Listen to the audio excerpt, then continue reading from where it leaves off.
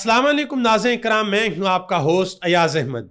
नाज़रीन इकराम, पाकिस्तान तहरीक इंसाफ की सीनियर क़यादत की जानिब से इंतहाई अहम प्रेस कॉन्फ्रेंस की गई है और वाज़ेह तौर पर इस बात का ऐलान किया गया है कि अगर सुहेल खान अफरीदी का रास्ता रोका गया तो भरपूर मुज़ाहमत की जाएगी। अली अमीन गंडापुर के इस्तीफे के ऊपर यह बहाना बनाया गया कि इस्तीफा लिख कर नहीं दिया गया, टाइप करके दिया गया है, तो वो बहाना दूर कर दिया गया है। इस्तीफे को लिख कर गवर्नर हाउस के अंदर पहुंचा दिया गया है। सोमवार वाले दिन खैबर पख्तूनख्वा असेंबली का इजलास बुलाया जाएगा और बाकायदा तौर पर सुहेल खान अफरीदी को खैबर पख्तूनख्वा का अगला वजीर आला मुंतखब किया जाएगा।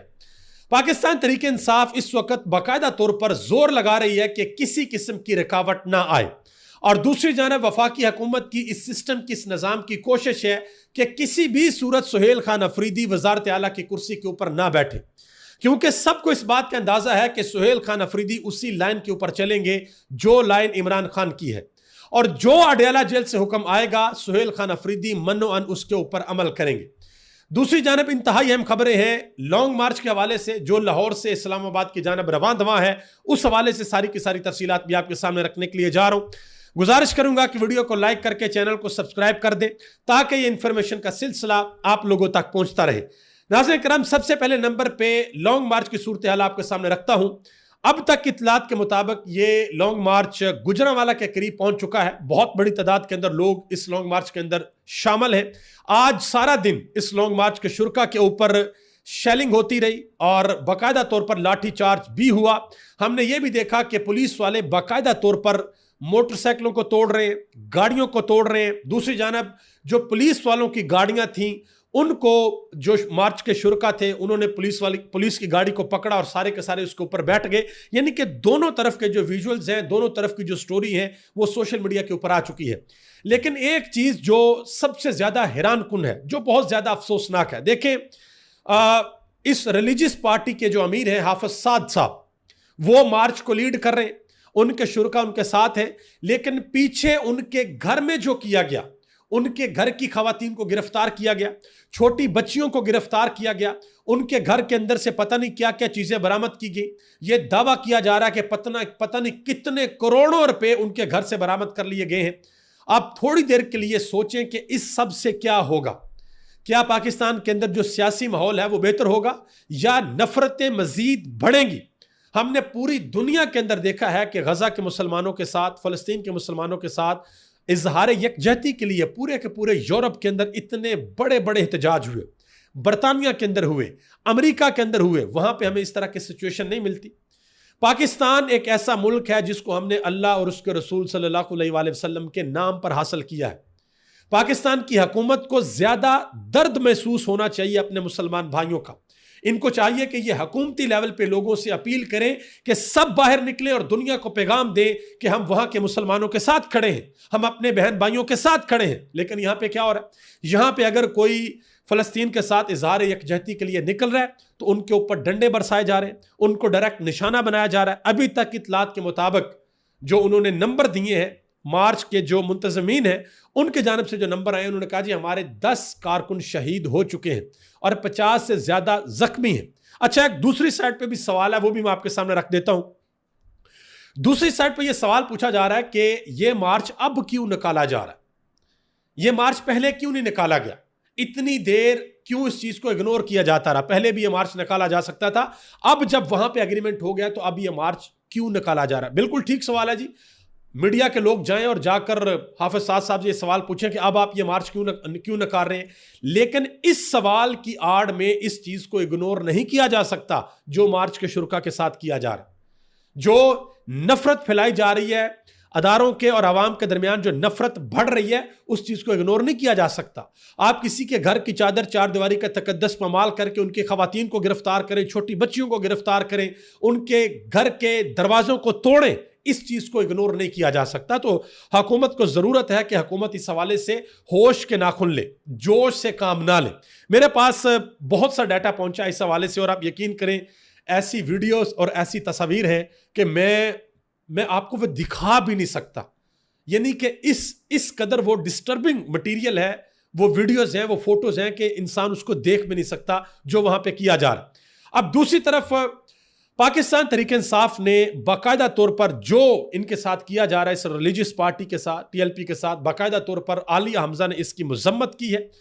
उन्होंने कहा कि रियासत ने पंजाब के हर घर की चादर चार दीवारी का तकद्दस पमाल किया। उन्होंने कहा कि कल जुल्म पाकिस्तान तहरीक इंसाफ की खवातीन और कारकुनान के साथ किया था, आज निशाना वजीर आजम इमरान खान की अहलिया और बहनें भी निशाना थी, और आज ये निशाना इस जमात को बनाया जा रहा है, टीएलपी को बनाया जा रहा है। उन्होंने कहा कि उनके अमीर की कमसन बेटी, अहलिया और बापर्दा खातून, उनको भी गिरफ्तार किया गया। उन्होंने कहा कि 26 नवंबर की रात हमारे शोहदा के जस्ते खाकी थे और हमारे घरों में मातम था। उन्होंने कहा कि आज शोहदा इस पार्टी के हैं जो ये बाहर निकले हुए हैं फलस्तीन के साथ इजहार यकजहती करने के लिए। तो पाकिस्तान तहरीक इंसाफ ने बाकायदा तौर पर उनका साथ दिया है, तहरीक इंसाफ के सोशल मीडिया ने बाकायदा तौर पर उनका साथ दिया है। ठीक है जी, अब आगे आ जाए। इस्लामाबाद की सूरत हाल जरा मैं आपके सामने रख दूं कि वहां पर क्या हो रहा है। इस्लामाबाद में तो अभी ये मार्च नहीं पहुंचा, लेकिन वहां पे हर तरफ से रास्ते बंद किए हुए, हर तरफ से।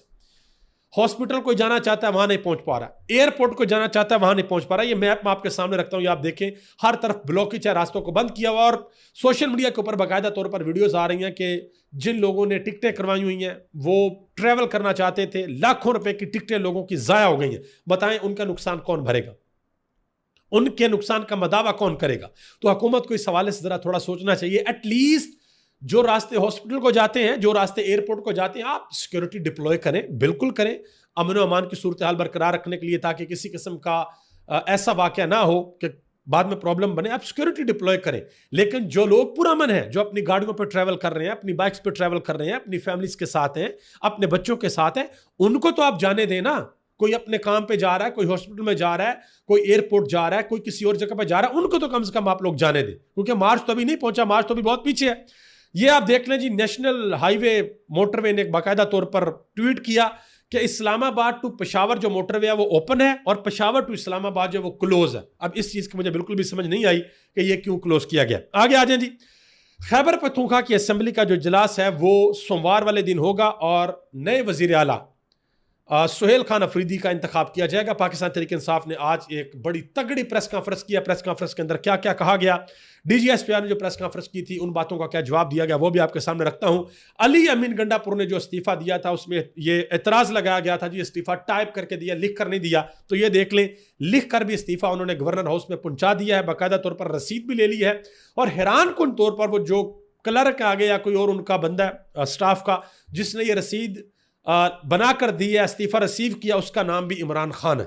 तो हर जगह पे माशाल्लाह अब इमरान खान नजर आ रहा है। अच्छा, अहम तरीन खबर यह भी है कि नॉर्थ वजीरिस्तान के जो कबायली मशीरान हैं, उन्होंने सुहेल खान अफरीदी की हमायत का ऐलान कर दिया। बाकायदा तौर पर प्रेस कॉन्फ्रेंस की है और उन्होंने सुहेल खान अफरीदी की हमायत का ऐलान किया। मजीद और जो कबाइल हैं उन्होंने भी प्रेस कॉन्फ्रेंस की है और उन्होंने कहा जी हम सुहेल खान अफरीदी की हमायत का ऐलान करते हैं।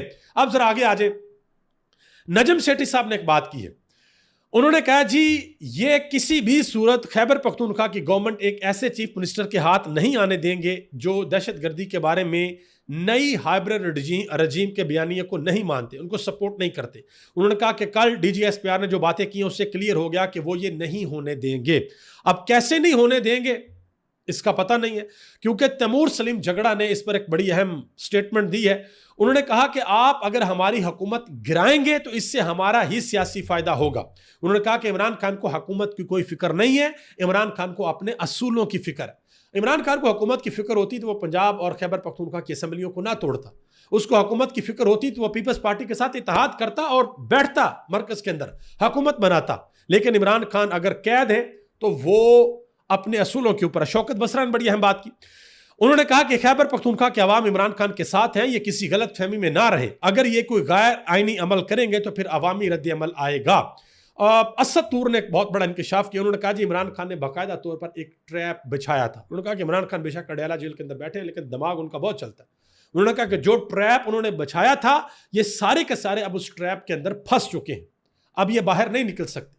उन्होंने कहा कि सुहेल खान अफरीदी को जो इमरान खान ने अब इनिंग खेलने के लिए आगे किया है, अब उनका पहला मकसद यही होगा कि वो इमरान खान को रिहा करवाएं। सुहेल खान अफरीदी का हफीजुल्लाह न्याजी ने एक कॉलम लिखा है, उन्होंने एक बहुत बड़ा इंकशाफ किया है। उन्होंने कहा कि जनरल रिटायर्ड फैज हमीद का जो ट्रायल हो रहा है उसके साथ इमरान खान को नत्थी किया जाएगा और हो सकता है कि इमरान खान को गवाह के तौर पर बुलाया भी जाए। उन्होंने कहा कि जो बातें मुझे पता है वो जुबान से नहीं कही जा सकती, लेकिन अब यह तय हो चुका है कि बहुत जल्द इमरान खान के हवाले से फैसला हो जाएगा। उन्होंने कहा कि होनी या अनहोनी अब जल्द होने को है। उन्होंने कहा कि बाकी जो आंखें देखती हैं लब के ऊपर नहीं आ सकता, अलबत्ता मुल्क इस बार मुतहम्मल नहीं हो पाएगा अगर इमरान खान को किसी किस्म का कोई नुकसान हुआ। इस जानब उनका इशारा था। अब आगे आ जाए जी, जो प्रेस कॉन्फ्रेंस की गई वो आपके सामने रखता हूं। सलमान अकबर राजा ने इस प्रेस कॉन्फ्रेंस के अंदर कहा, असद कैसर मौजूद थे, इसके अलावा जुनैद अकबर खान मौजूद थे, तहरीक इंसाफ की सीनियर क़यादत और बाकी लोग भी मौजूद थे। सलमान अकबर राजा ने कहा कि कल एक बहुत जज्बाती प्रेस कॉन्फ्रेंस हुई। ये DGSPR ने जो पेशावर के अंदर प्रेस कॉन्फ्रेंस की उसका जवाब दिया जा रहा। उन्होंने कहा जी कल एक बहुत जज्बाती प्रेस कॉन्फ्रेंस हुई, हम उसका लफ्ज बा लफ्ज जवाब नहीं देंगे। हम जानते हैं कि हम पाकिस्तान के वफादार हैं और मुल्क की 90% अवाम इमरान खान के साथ खड़ी है। खान साहब ने हमें हमेशा कौम बनाया है। उन्होंने कहा कि हम अल्लामा इकबाल के अफकार पर पले बड़े हैं, हम शहीदों के खून के साथ खड़े हैं। हमें गद्दार कहना नाफहमी की बात है, इसके मुल्क को नुकसानात होंगे, खुदारा होश के नाखून लीजिए। उन्होंने कहा कि इमरान खान की मोहब्बत आप लोगों के दिलों से नहीं निकाल सकते। अच्छा, आज सोशल मीडिया के ऊपर एक ना तस्वीर बहुत ज्यादा वायरल हो रही है और बेसिकली वो DGSPR के बयान है। 2 बयान है, उन्हीं के बयान है। अब जरा देखें। पहला बयान ये है जो DGSPR ने कल कहा, और ये वो आपको पता है कि ये वो बात अक्सर कहते हैं कि हमें आप सियासत के अंदर ना लाएं। और नीचे उनका बयान है कि वो सूबाई हुकूमतें कबूल नहीं है जो दहशतगर्दी के खिलाफ ऑपरेशन की हमायत ना करें। ठीक है जी, तो ये चीज बहुत ज्यादा वायरल हो रही है। सलमान अकबर राजा ने मजीद ये भी कहा कि हम पर बहुत से इल्जामात लगाए गए कि हमारे ऊपर सहूलतकारी का इल्जाम लगाया गया, हमें धमकी दी गई कि आपको रियासत के गैज़ो गज़ब का सामना करना पड़ेगा। उन्होंने कहा कि ऐसा ना करें, हम इस कौम के शोधा के साथ खड़े हैं। उन्होंने मजीद कहा कि सुहेल अफरीदी के वज़ीर आला नामजद होने पर कबाइल के अंदर जश्न हुआ। सुहेल अफरीदी के आने से सूबे के मामलात को मजीद बेहतर तरीके से आगे बढ़ाएंगे। जुनैद अकबर खान ने कहा कि सुहेल अफरीदी एक साफ सुथरा शख्स है, उसे वज़ीर आला जरूर बनाएंगे। उन्होंने कहा कि मैं अली अमीन गंडापुर का शुक्रिया अदा करता हूं कि उनको जैसे हुक्म मिला उन्होंने 1 मिनट भी ज़ाया नहीं किया और इस्तीफा दे दिया। उन्होंने कहा कि सूबे में वज़ीर आला तब्दील करना हमारा आईनी, कानूनी और जमहूरी हक है। उन्होंने कहा कि यह खैबर पख्तूनख्वा की सरजमीन है और अगर किसी के वहमो गमान के अंदर है कि सुहेल अफरीदी का रास्ता रोका जाएगा तो उन्होंने कहा कि फिर हम हर हद तक जाएंगे। ये उन्होंने वाज़ह तौर पर ऐलान कर दिया है। मजीद असद कैसर ने कहा कि सुहेल अफरीदी को इमरान खान ने नामजद किया है, सुहेल अफरीदी ही वज़ीर आला बनेगा। समीना पाशा ने एक बड़ी अहम बात की। उन्होंने कहा कि सुहेल अफरीदी इतना खतरनाक आदमी